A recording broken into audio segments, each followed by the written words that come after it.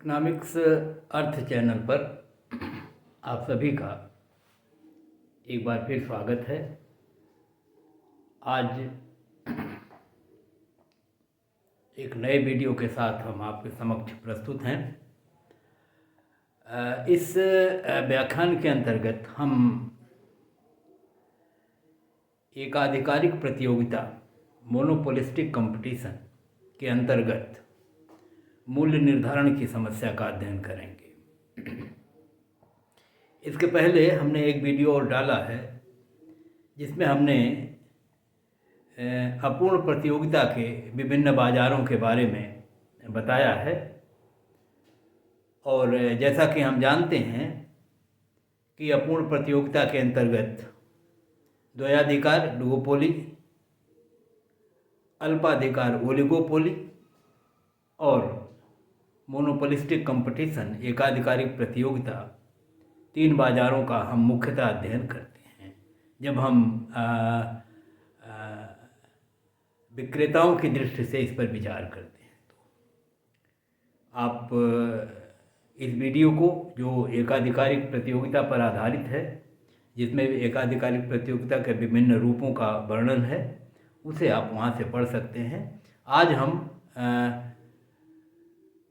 एकाधिकारिक प्रतियोगिता की जो मूल विशेषताएं हैं उनकी चर्चा करते हुए और उनका उपयोग करते हुए, उनको उद्धृत करते हुए एकाधिकारिक प्रतियोगिता के अंतर्गत मूल्य के निर्धारण की समस्या का अध्ययन करेंगे। ये अपूर्ण प्रतियोगिता के अंतर्गत एक मुख्य, हम कह सकते हैं कि उसका एक अंग है। और इस बाज़ार में अगर हम विशेषता इनकी आपको बताएं तो पहली विशेषता ये है कि इस बाज़ार में विक्रेताओं की संख्या और क्रेताओं की संख्या बहुत अधिक होती है। और जैसा कि हम पूर्ण प्रतियोगिता में हमने देखा है कि वो इतनी अधिक होती है कि एक विक्रेता का अंश कुल बिक्री में या कुल उत्पादन में बहुत कम होता है। और इतना कम होता है कि उसके उत्पादन संबंधी किसी निर्णय से, उत्पादन के घटाने बढ़ाने से कुल जो उत्पादन है उस पर या वस्तु के मूल्य पर कोई प्रभाव नहीं पड़ता है। तो एकाधिकारिक प्रतियोगिता में भी ऐसा ही होता है। और जब किसी एक उत्पादक के निर्णय का मूल्य पर या उत्पादन पर कोई प्रभाव नहीं पड़ता, वैसी स्थिति में एक उत्पादक के निर्णय से किसी दूसरे उत्पादक या दूसरे फर्म या दूसरे विक्रेता के निर्णयों पर कोई प्रभाव नहीं पड़ता।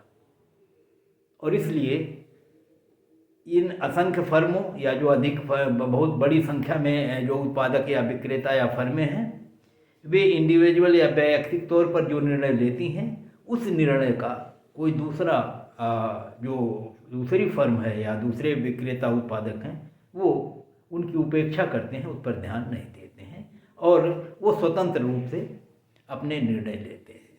तो इसी संदर्भ में हम दूसरी विशेषता का भी उल्लेख कर सकते हैं, और वो ये है कि एकाधिकारिक प्रतियोगिता के अंतर्गत कोई फर्म कितना उत्पादन करे, कोई फर्म अपनी वस्तु का मूल्य कितना ले, ऐसा निर्धारण करते समय दूसरे फर्मों के उत्पादन और मूल्य संबंधी निर्णयों को वो ध्यान में नहीं रखते, अपना निर्णय इस संदर्भ में वो स्वतंत्र लेते हैं। तो जिस प्रकार से पूर्ण प्रतियोगिता में फर्में स्वतंत्र निर्णय लेती हैं, उसी तरह से एकाधिकारिक प्रतियोगिता में भी फर्में स्वतंत्र निर्णय लेती हैं। उनके निर्णय दूसरे पर आश्रित नहीं होते। तो आप देख रहे हैं कि दोनों विशेषताएं बिल्कुल पूर्ण प्रतियोगिता जैसी हैं, लेकिन जो तीसरी विशेषता है वो इसकी पूर्ण प्रतियोगिता से इसको अलग कर देती है। वो विशेषता है कि एकाधिकारिक प्रतियोगिता के अंतर्गत जो बड़ी संख्या में विक्रेता या उत्पादक हैं, फर्में हैं, वो एक ही वस्तु का उत्पादन करती हैं, परंतु सबकी वस्तुएं विभेदित होती हैं, डिफ्रेंशिएटेड होती हैं, उनमें अंतर होता है। जबकि पूर्ण प्रतियोगिता में सभी फर्मों की वस्तुएं बिल्कुल होमोजीनियस या समरूप होती हैं, सजातीय होती हैं। यहाँ पर ये विभेदित होती हैं, प्रोडक्ट डिफ्रेंसिएशन होता है। ये अलग बात है कि जो प्रोडक्ट्स हैं उनमें जो अंतर है वो अंतर थोड़ा होता है, बहुत ज़्यादा नहीं होता है, कम अंतर होता है। और हम ये भी जान लें कि अंतर क्यों होता है। प्रत्येक फर्म अपनी वस्तु को बनाते समय कुछ ऐसी चीज़ या इस रूप में उसकी गुणवत्ता को बनाती है, कुछ ऐसी क्वालिटी उसमें डालने का प्रयास करती है कि उसकी वस्तु दूसरे वस्तु से अलग दिखे या उपभोक्ताओं को अलग लगे। और इस संदर्भ में उसके इस गुण के कारण उपभोक्ता उसकी वस्तु की तरफ जो है एक तरह से आकर्षित हों, ताकि उसके वस्तु की अधिक से अधिक बिक्री हो सके। तो इस प्रकार से प्रत्येक फर्म की वस्तु में दूसरे फर्म की वस्तु से कुछ अंतर अवश्य होगा। इसी नाते वस्तुओं में विभेद होता है, भले ही ये अंतर बहुत अधिक न हो तो वस्तुएं विभेदित होती हैं। और जब वस्तुएं विभेदित होती हैं और ये अंतर बहुत कम होता है तो हम कहते हैं कि वस्तुएं जो हैं वो क्लोज सब्स्टिट्यूट होती हैं, निकट स्थानापन्न होती हैं, अर्थात एक ही आवश्यकता की पूर्ति करती हैं और लगभग बराबर करती हैं, बहुत थोड़ा सा उसमें डिफरेंस अंतर होता है। तो एकाधिकारिक प्रतियोगिता के अंतर्गत जो वस्तुएं होती हैं वो विभेदित होती हैं, डिफ्रेंशिएटेड होती हैं, होमोजीनियस नहीं होती। और प्रत्येक फर्म के अपनी वस्तुओं में उसका अपना एक निजी गुण होता है, और क्योंकि वो गुण दूसरे में नहीं होता इस नाते हम कहते हैं एकाधिकार का तत्व उसमें होता है, उसकी वस्तु में, जो दूसरे की वस्तुओं में नहीं होता। और उसी एकाधिकार तत्व या उसी गुण के कारण उपभोक्ता उसकी वस्तु को खरीदने के लिए आकर्षित होता है। तो इस प्रकार इस बाजार में वस्तु में एकाधिकार का तत्व होता है। और ऊपर हमने पढ़ा कि क्योंकि उत्पादक या फर्में बहुत अधिक होती हैं और अपनी अपनी वस्तुओं को अधिक से अधिक बेचने के लिए वो प्रतियोगिता करती हैं, तो इसमें प्रतियोगिता भी होती है और इसमें एकाधिकार का तत्व भी होता है। इसीलिए हम इसको एकाधिकारिक प्रतियोगिता का नाम देते हैं। और इनकी विशेषताओं की तरफ हमने देखा। एक और विशेषता जो है कि फर्में जो हैं वो अपनी वस्तुओं के मूल्य स्वयं निर्धारित करती हैं। पूर्ण प्रतियोगिता में फर्में मूल्य निर्धारित नहीं करती, वो फर्म उद्योग द्वारा मांग पूर्ति से निर्धारित होता है और उसी मूल्य पर सभी फर्में अपनी वस्तुओं को उत्पादित करती हैं और अपनी लागत की दशाओं को देखते हुए अपने उत्पादन का निर्धारण इस प्रकार से करती हैं कि वो अपने लाभ को अधिकतम कर सकें। लेकिन यहाँ क्योंकि फर्में अपने लागत की दशाओं के आधार पर, अपने वस्तु में जो उनका एकाधिकार का तत्व है उसके आधार पर, क्योंकि उपभोक्ता उससे आकर्षित होता है, और या हम ये कहें कि उसकी वस्तु के प्रति उपभोक्ताओं की मांग कैसी है, रुझान कैसी है, मांग की लोच उसकी कैसी है कि कीमत में कम बेसी होने पर मांग पर इसके किस तरह के प्रभाव पड़ते हैं, उनको देखते हुए वो वस्तु का मूल्य इस प्रकार से निर्धारित करता है कि वो अपने लाभ को अधिकतम कर सके। तो इस तरह से एकाधिकारिक प्रतियोगिता में फर्में जो है वो प्राइस टेकर नहीं होती, उनको किसी मूल्य को स्वीकार नहीं करना होता, बल्कि वे मूल्य का स्वयं निर्धारण करती हैं, वो प्राइस मेकर होती हैं।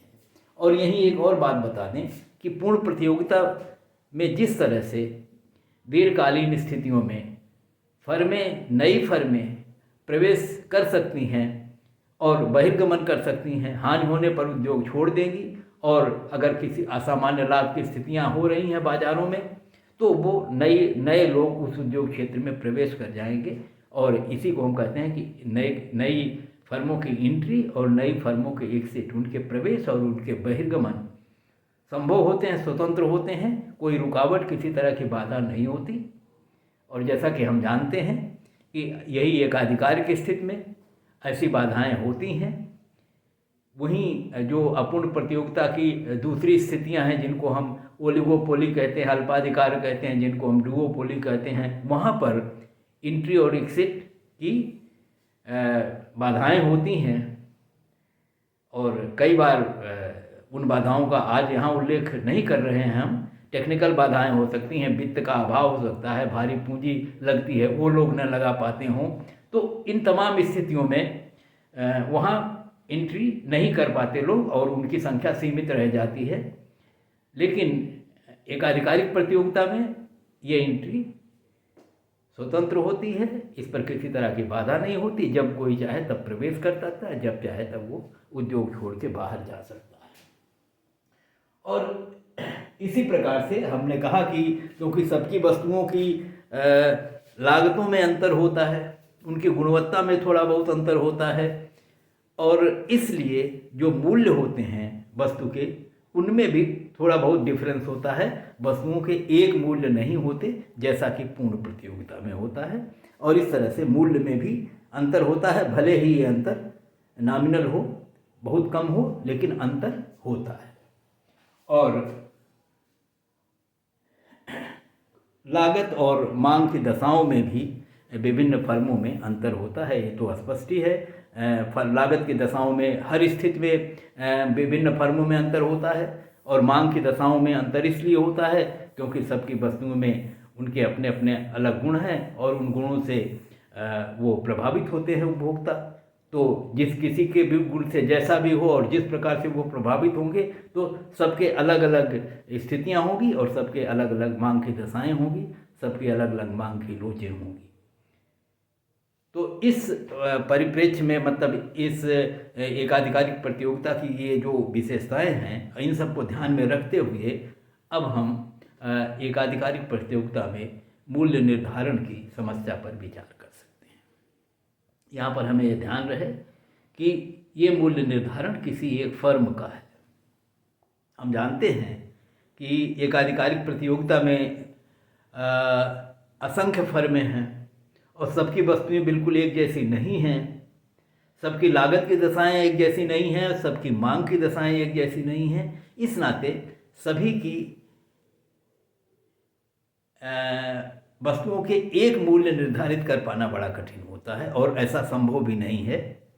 और क्योंकि वस्तुएं विभेदित होती हैं, एक जैसी नहीं होती।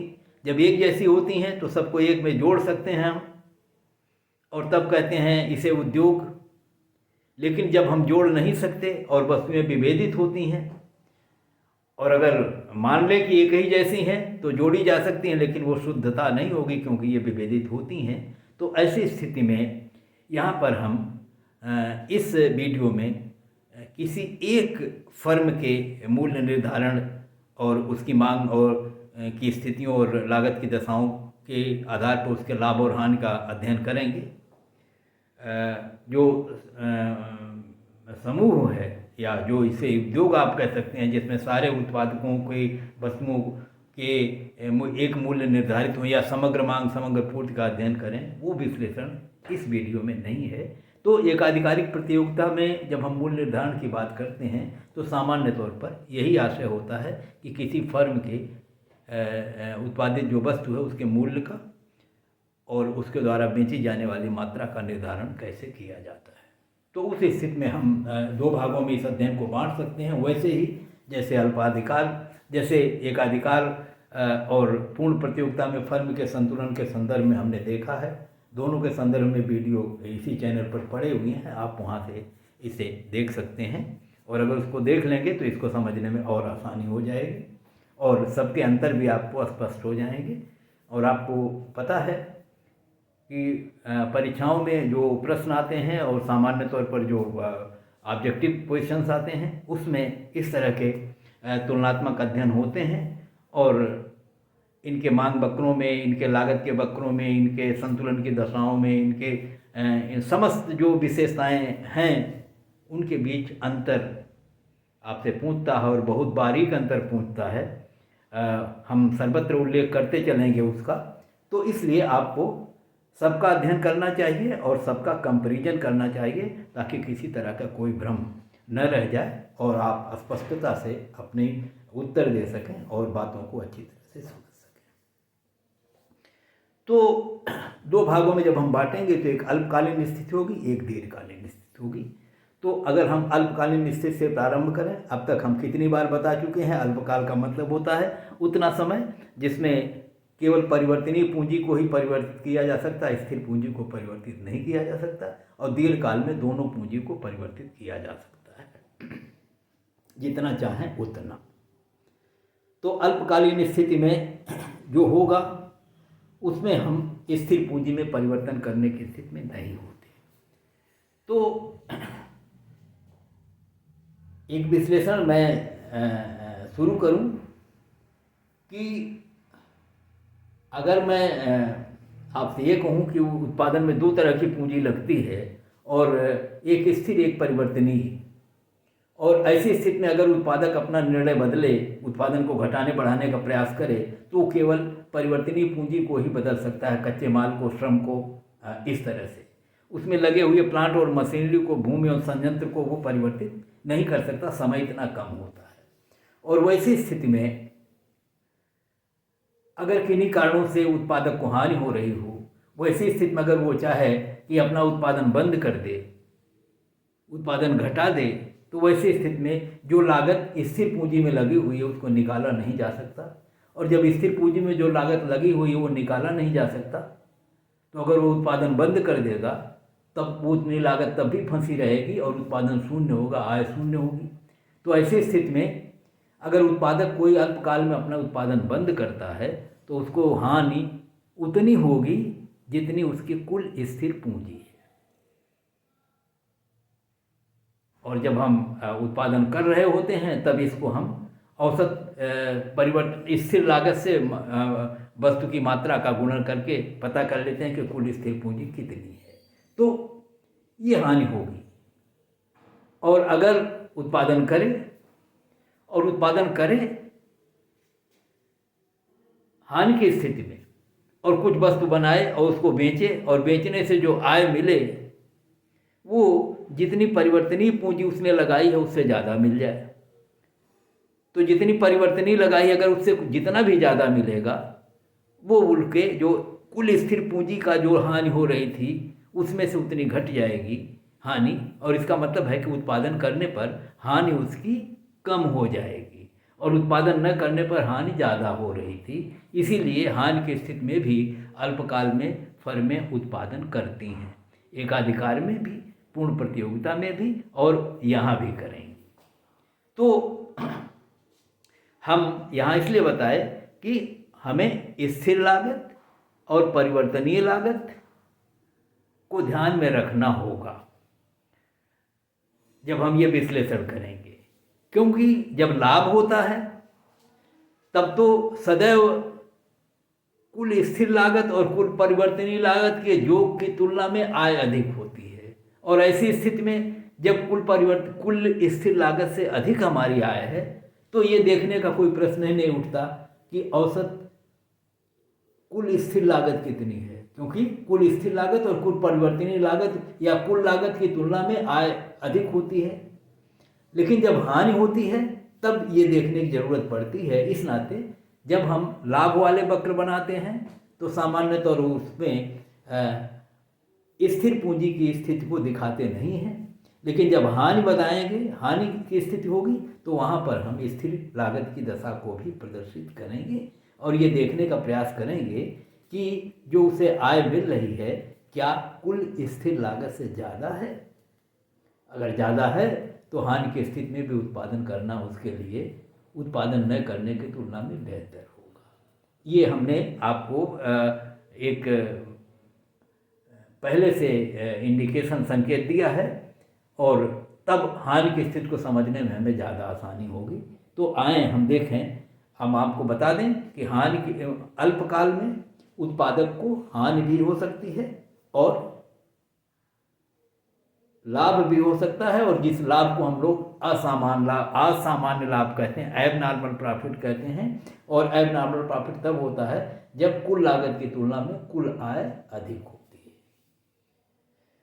यहाँ पर एक बात बहुत महत्वपूर्ण है, और किसी भी फर्म के अध्ययन को जब हम करते हैं तो हमको ये देखना होता है कि उस बाजार में मांग वक्र का स्वरूप क्या है, मांग वक्र कैसा, अर्थात कीमत के घटने पर मांग कैसी बढ़ती है।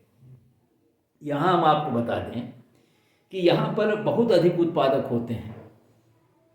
देखिए, एकाधिकार में केवल एक उत्पादक होता है, इसलिए जब वो मूल्य बढ़ाता है तो भी मांग में जो कमी होती है वो मूल्य के वृद्धि की तुलना में कम होती है। क्यों? क्योंकि और कोई उत्पादक है नहीं, इसलिए जो उपभोक्ता है वो उसकी वस्तु खरीदने के लिए विवश है। इस नाते मांग की लोच वहाँ कम होती है। लेकिन पूर्ण प्रतियोगिता में क्या होता है कि क्योंकि एक ही वस्तु बनाने वाले असंख्य लोग हैं, और इसलिए अगर जरा भी आपको मूल्य को बढ़ाने का प्रयास करेंगे तो आपकी वस्तु की बिक्री शून्य हो जाएगी, क्योंकि वही वस्तु दूसरे के यहाँ कम मूल्य पर उपलब्ध रहेगी उसको। तो वहाँ पर क्या होता है, मांग की लोच अनंत होती है, और जो एवरेज रेवेन्यू का वक्र है या मांग वक्र जिसको हम लोग कहते हैं वो आधार के समानांतर होता है।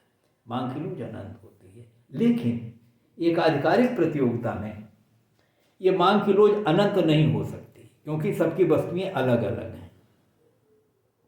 अगर कोई वस्तु का मूल्य बढ़ाता भी है तो मांग घटेगी तो, लेकिन कम कम घटेगी। तो यहाँ पर सामान्य तौर पर, लेकिन अगर वस्तु की मात्रा को, मूल्य को जरा भी कम करता है तो उसकी मांग बढ़ेगी, और जितना सोच रहा है उससे ज़्यादा बढ़ सकती है। क्यों? क्योंकि उसी जैसी तमाम उत्पादक अलग वस्तुएं बनाते हैं, और अगर अन्य की कीमतें गिरी नहीं हैं और किसी एक ने जरा सा कम करी तो उसकी मांग दूसरे उत्पादकों के, दूसरे फर्मों के जो ग्राहक हैं वो भी इसकी वस्तु का कुछ खरीद सकते हैं, और इस तरह से मांग तेजी से बढ़ जाती है और मांग वक्र जो है वो अधिक लोचदार हो जाता है। तो एक आधिकारिक प्रतियोगिता में जो मांग वक्र होता है वो अधिक लोचदार होता है। कीमत के गिरने पर मांग अपेक्षाकृत कीमत की तुलना में ज़्यादा बढ़ती है, ये हमें ध्यान रहे। और इसलिए जब हम एक आधिकारिक प्रतियोगिता में मांग वक्र बनाते हैं तो ये अधिक लोचदार मांग वक्र होता है। वाई अक्ष पर दूरी कम कवर करेगा, एक्स अक्ष पर ज़्यादा, या हम कहेंगे उसकी ढाल जो है वक्र की वो कम होगी, तीव्र होगी, माने कम होगी, फ्लैट होगा, वो वक्र खड़ा नहीं होगा। एकाधिकार में थोड़ा खड़ा होता है, इसमें थोड़ा पड़ा और होगा, और पूर्ण प्रतियोगिता में बिल्कुल सपाट होगा जहाँ पर ढाल होगी ही नहीं। तो इस तरह से मांग वक्र का स्वरूप कुछ इस तरह का होता है जैसा वक्र में है। और ए आर और एम आर के संबंधों को हम लोग जानते हैं कि जब ए आर वक्र ऊपर से नीचे गिरता है तो सीमांत आय का वक्र भी ऊपर से नीचे गिरता है, और ये वक्र इस वक्र के नीचे होता है। वो सारे संबंध पीछे वीडियो पड़े हुए हैं जिसमें हम बहुत अच्छी तरह से वहाँ से जाके कलेक्ट कर सकते हैं कि मांग वक्र और औसत आय वक्र और सीमांत आय वक्र में किस तरह के संबंध होते हैं। जो औसत आय वक्र होता है वही फर्म का मांग वक्र होता है, इसलिए ये मांग वक्र एकाधिकारिक प्रतियोगिता में अत्यधिक लोचदार वक्र होगा, और सीमांत आय वक्र उसके नीचे होगा। और इनको अगर हम सरल रेखा में खींचते हैं तो ये जो क्षैतिजी दूरी है उसको दो बराबर भागों में एम आर वक्र विभाजित करता है। तो आप कहीं भी इसके रख के यहाँ से यहाँ तक उसके बीच में एक बिंदु लेके यहाँ तक खींच सकते हैं, ये वक्र बिल्कुल सही बनेगा। हमने ये वक्र माप के बनाए हैं, मतलब उसमें त्रुटि नहीं है। और आप भी कर सकते हैं, जब सीधी बनाते हैं तो न मापें तो आप देख करके भी अंदाज लगा सकते हैं कि बीच का बिंदु कौन होगा, और वहाँ से ये रेखा खींची जा सकती है। तो इन चित्र बनाते समय इन संबंधों को ध्यान रखिए, अन्यथा एग्जामिनर जो आपको होगा वो जान जाएगा कि आपको पता नहीं है इन वक्रों के बारे में, और आप ये गलती कर बैठते हैं। जैसे अगर आप ये वक्र ऐसे बनाएं, ऐसे इस वक्र को ऐसे बनाएं, इसको ऐसे बना दें, तो ये जो दूरी है ये यहाँ आनी चाहिए थी, अब आपने इसको नीचे खींच दिया, इस नाते ये गलत हो गया। ये ऐसे होना चाहिए था, बिल्कुल बीचों बीच। तो ये जब आपको पता होगा तो आप इसको सही बनाएंगे, और आपके प्रति इम्प्रेशन जो है वो तुरंत ही एग्जामिनर को पता चल जाएगा कि आपको ये पता है। तो और सीमांत लागत और औसत लागत के वक्र सारी दशाओं में वैसे ही होते हैं, चाहे अल्पकालीन स्थितियाँ हों चाहे दीर्घकालीन स्थितियाँ हों। यू आकार का वक्र होता है और सीमांत लागत का वक्र औसत लागत वक्र को न्यूनतम बिंदु पर नीचे से ऊपर काटता हुआ होता है। वैसे ये वक्र बनेंगे और वैसे ये हम कह सकते हैं अब चित्र बना के कि एक आधिकारिक प्रतियोगिता में अल्पकाल में फर्मों को असामान्य लाभ हो सकता है, और जब असामान्य लाभ होगा तो लागत की तुलना में रेवेन्यू या कुल आगम अधिक होगा। और क्योंकि चित्र जब हम बनाते हैं तो औसत के रूप में बनाते हैं, इसलिए हम कह सकते हैं कि औसत लागत की तुलना में औसत आय अधिक होगी। और उत्पादक जो है, फर्म जो है, वो अपने लाभ को अधिकतम करना चाहती है, और अधिकतम लाभ करने की शर्त जो है हमने पीछे पढ़ी है वो होती है कि सीमांत आय और सीमांत लागत दोनों बराबर होनी चाहिए उत्पादन के उस स्तर पर।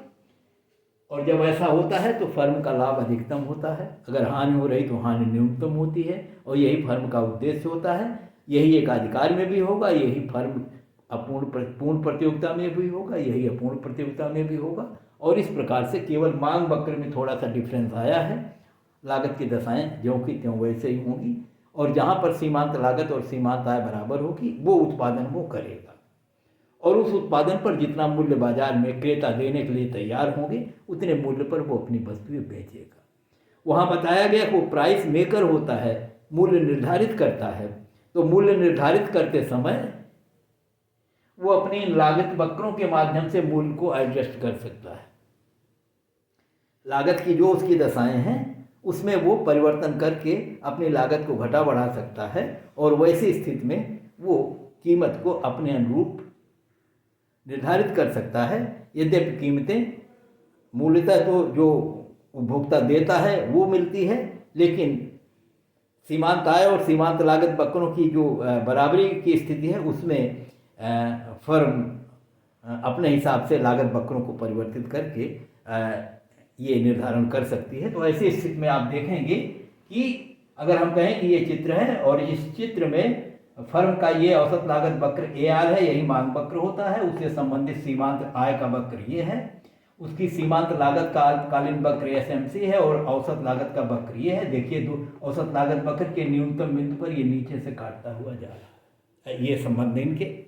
और जहाँ जिस उत्पादन पर इस अक्ष पर उत्पादन दिखाया गया, इस उत्पादन पर लागत और आय दिखाई गई है, और MC/MR जहाँ बराबर होंगे उसी पर उत्पादन करेगा। ये है MC, ये है MR, E बिंदु पर दोनों काटते हैं, और इस बिंदु द्वारा ये उत्पादन निर्धारित है तो उत्पादन OQ करेगा। ये तय हो गया कि OQ उत्पादन वो करेगा। अब हमको देखना है इस उत्पादन पर लागत कितनी है, इस उत्पादन पर आय कितनी है। जो मूल्य है वो औसत आय वक्र से निर्धारित होगा, और इस उत्पादन के स्तर पर ये मूल्य यहाँ से उत्पादित होगा RQ, या यहाँ से पढ़ सकते हैं OP या केवल P अगर ये शून्य है तो यहाँ से यहाँ तक मूल्य है, और Q से लेके C तक ये औसत लागत का वक्र यहाँ है। तो लागत है QC 1 इकाई की, और 1 इकाई की आय है RQ, और दोनों का अंतर है RC। ये 1 इकाई पर लाभ है, और कुल लाभ जो है इतने से गुणा करेंगे तो ये पूरा क्षेत्रफल कितना, ये पाई बराबर होगा कितना, लाभ बराबर कितना होगा PRCS। और ये कहाँ अंतर कहाँ से है, ये टोटल रेवेन्यू और टोटल कास्ट का अंतर है, ये बराबर ही लाभ होता है, जिसको पाई से दिखाते हैं। कुल लागत है OSCQ, और कुल आय है OPRQ, और बड़े वाले आयत में से छोटा वाला आयत घटाएंगे तो जो हिस्सा ये बीच का आयत बन रहा है ये उसका लाभ है, असामान्य लाभ है। अब दूसरी स्थिति हानि की होती है, तो ये प्रॉफिट की स्थिति है, ये नॉर्मल एबनॉर्मल प्रॉफिट है, असामान्य लाभ है।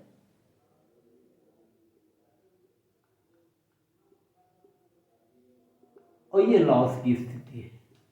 ये दोनों स्थितियां अल्पकाल की हैं। यहाँ पर देखिए, यहाँ पर एक और वक्र बनाया गया है, और वो वक्र है ये औसत लागत का वक्र है। औसत लागत वक्र के 2 हिस्से हैं। अगर इस उत्पादन के स्तर पर आप देखेंगे तो Q से लेके C तक औसत लागत है, और ये दूसरा वक्र जो है एवरेज वेरिएबल कास्ट का कर्व है। इसका मतलब है यहाँ से लेके यहाँ तक V तक, Q से लेके V तक प्रति इकाई वेरिएबल कास्ट है, और अगर ये प्रति इकाई वेरिएबल कास्ट है तो इसके ऊपर का जो हिस्सा है एस से लेके सी से लेके वी तक, ये एवरेज फिक्स्ड कास्ट है। तो ये एवरेज वेरिएबल कास्ट है यहाँ से यहाँ तक, और इनके बीच का जो हिस्सा वो एवरेज फिक्स्ड कास्ट है। और अब अगर हम इनको यहाँ से मिला दें और यहाँ कोई राशि मान लीजिए हमने के लिख दिया, ये वी लिख दिया, तो वैसी स्थिति में आप देखेंगे कि एक इकाई की वेरिएबल कास्ट कितनी है क्यू से लेके वी तक, और कुल कास्ट कितनी है क्यू से लेके आर तक। तो फिक्स कास्ट कितनी है प्रति इकाई है R V A F C है। जो ए एफ सी है एवरेज फिक्स कास्ट है वो कितना है क्यू वी, और कुल उत्पादन है मान लीजिए ओ क्यू। ऐसी स्थिति में कुल फिक्स कास्ट कितनी होगी, ये के पी आर वी, ये टोटल फिक्स्ड कॉस्ट कितनी होगी इतनी के पी आर वी, के पी आर वी। अल्पकाल में जब उत्पादन नहीं होगा तब भी उत्पादक को कितना पूंजी उसकी लगी रहेगी अगर वो उत्पादन नहीं करेगा तो ये मैं बताने का प्रयास कर रहा था कि उसकी कुल फिक्स्ड कास्ट कितनी होगी इतनी, और नीचे वाला जो हिस्सा ओ के वी क्यू ये उसकी वेरिएबल कास्ट है, और यहाँ से यहाँ तक एक इकाई की फिक्स्ड कास्ट है, ये टोटल कुल फिक्स्ड कास्ट है। और कुल आय कितनी है इस बिंदु पर, ये थोड़ी सी गलती हो रही, ये उसकी फिक्स कुल कास्ट है क्यू से लेके सी तक, ये गलत हमने यहाँ बता दिया है, और आय जो है क्यू से लेके आर तक है। तो अब मैं इसको फिर से देख सकते हैं आप, ये बदल जाएगा। जो टी एफ सी होगी टोटल फिक्स्ड कास्ट, ये होगी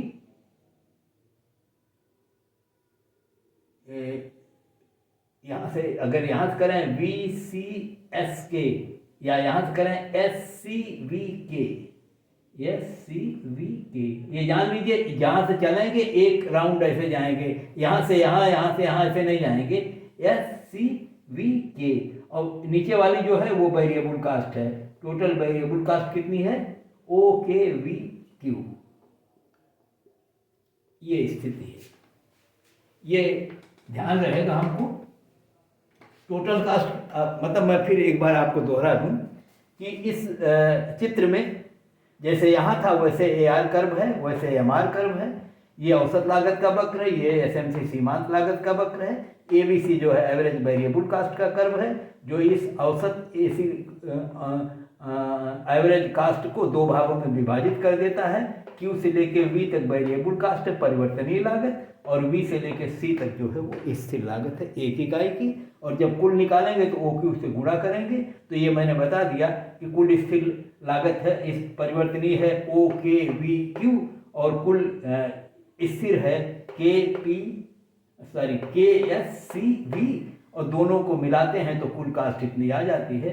तो ये पहला वाला ए और ये बड़ा वाला आयत ये है, और औसत एमसी और एमआर इस बिंदु पर काटते हैं, ये उत्पादन होगा जहाँ ऐसे हो रहा था। इस बिंदु पर मांग वक्र पर ये आर बिंदु है जो मूल्य निर्धारित करेगा, तो बाजार में मूल्य ओपी होगा। तो ये जो प्राइस है वो होगी ओपी, या यहाँ से देख सकते हैं क्यू आर। और देखिए कुल लागत कितनी होगी वो देख लिया हमने, O S C Q, O S C Q. और कुल आय कितनी है, एक इकाई की आय है आर से लेके क्यू तक, कुल उत्पादन गुणा होगा तो O P R Q, O P R Q. और अब देख लें टोटल रेवेन्यू कम है, इस नाते लॉस होगा, हानि। इसमें से ओ एस सी क्यू में से घटाएंगे इसको, ओ पी आर क्यू, और जो हानि बचेगी वो बीच का हिस्सा है, ये ऊपर का एस सी आर पी, ये हानि की स्थिति है, एस सी आर पी।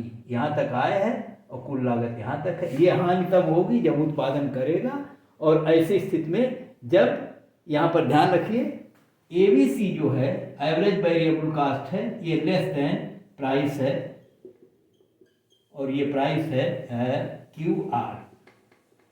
तो आप देख रहे हैं कि ABC जो है वो है QV, तो ये QV लेस देन है QR। और हम कह रहे थे कि अगर हानि हो रही है तो हानि की स्थिति में आप कहोगे हानि में क्यों उत्पादन करेगा, वो बंद कर दे उत्पादन। तो ऐसा नहीं, वो ऐसा हानि की स्थिति में उत्पादन बंद करने पर उसको कुल लॉस होगा इतना, KSCV फिक्स्ड कास्ट के बराबर। और आप देख रहे हो कि जब उत्पादन कर रहा है तो हानि घट के हो गई SCRP। तो हानि की स्थिति में उत्पादन करना उसके लिए बेहतर है, क्योंकि हानि जब उत्पादन बंद करेगा तो कुल स्थिर लागत के बराबर हानि होगी, पहले हम बता चुके। और जब उत्पादन कर रहा है तब हानि कम हो जा रही है, इस नाते हानि करने की स्थिति में उत्पादन करना उसके लिए उचित होगा। और ऐसा तब होगा जब उस मूल्य जो है वो QV या औसत परिवर्तनीय लागत से ऊपर हो। लेकिन अगर ये इसके नीचे या इसके बराबर हो जाए तो उत्पादन बंद कर देगा, तो हानि की स्थिति में उत्पादन नहीं करेगा। तो ये हानि की स्थितियां हैं। और इस विश्लेषण को पीछे पूर्ण प्रतियोगिता में जहां फर्म का संतुलन है और एकाधिकारिक अंतर्गत जहां हानि की स्थितियां दिखाई गई, वहां बहुत डिटेल में हमने पढ़ाया, लिखा, वहां पर बताया है। आज समय अभाव है, इस नाते अब इसको बहुत अधिक हम समय नहीं दे रहे हैं। और इस तरह से हानि की स्थिति को आप इस प्रकार प्रदर्शित कर सकते हैं। तो हानि की स्थिति में उत्पादन कर भी सकता है, नहीं भी कर सकता। उत्पादन तब करेगा जब मूल्य औसत परिवर्तनीय लागत से अधिक होगा, और अगर उससे कम है तो उत्पादन बंद करना उसके लिए श्रेयस्कर होगा। और अब दीर्घकालीन स्थिति पर हम जा रहे हैं। और दीर्घकाल में क्योंकि फर्में प्रवेश और बहिर्गमन कर सकती हैं, और वैसी स्थिति में अगर फर्म को हानि हो रही है तो दीर्घकाल में, क्योंकि स्थिर पूंजी को उत्पादन प्रक्रिया से निकाल सकता है, इस नाते हानि की स्थिति में उत्पादन बंद कर देगा। तो दीर्घकाल में हानि संभव नहीं है। और दीर्घकाल में असामान्य लाभ भी नहीं संभव है, क्योंकि अगर किसी फर्म को असामान्य लाभ मिलता है तो नई फर्में उद्योग क्षेत्र में प्रवेश कर जाएंगी, और ऐसा तब तक होता रहेगा जब तक कि उसके हाथ लाभ समाप्त न हो जाएं। तो दीर्घकाल में केवल सामान्य लाभ मिलेगा, और सामान्य लाभ का मतलब है कुल आय बराबर कुल लागत होगी, टोटल रेवेन्यू टोटल आय बराबर होगी, टोटल कास्ट या इसको कहते हैं एवरेज रेवेन्यू और एवरेज कास्ट बराबर होगी, और सामान्य लाभ मिलेगा, और जिसको हम कहते हैं ब्रेक इवन पॉइंट होगा। लाभ अलाभ की स्थिति होगी, इसको हम सामान्य लाभ कहते हैं, जहाँ कुल लागत कुल आय के बराबर होती है। इस चित्र में देखिए वही वक्र हैं सब, MC, AC ये, और सीमांत आय और सीमांत लागत की बिंदु पर बराबरी है। कुल उत्पादन OQ होगा, उस OQ उत्पादन पर जो मूल्य होगा वो R होगा, QR, और यहीं पर औसत लागत वक्र इसको स्पर्श करेगा ऊपर से, और इस बिंदु पर औसत लागत और औसत आय दोनों बराबर होंगी। और इस नाते कुल लागत और कुल आय इस उत्पादन के स्तर पर OQ पर बराबर होगा। यस लिख दें। तो लागत भी Q से लेके R तक है इस वक्र से, और आय भी इस औसत आय वक्र से R है। दोनों औसत लागत औसत आय बराबर हैं, इस नाते कुल आय कुल लागत बराबर हो।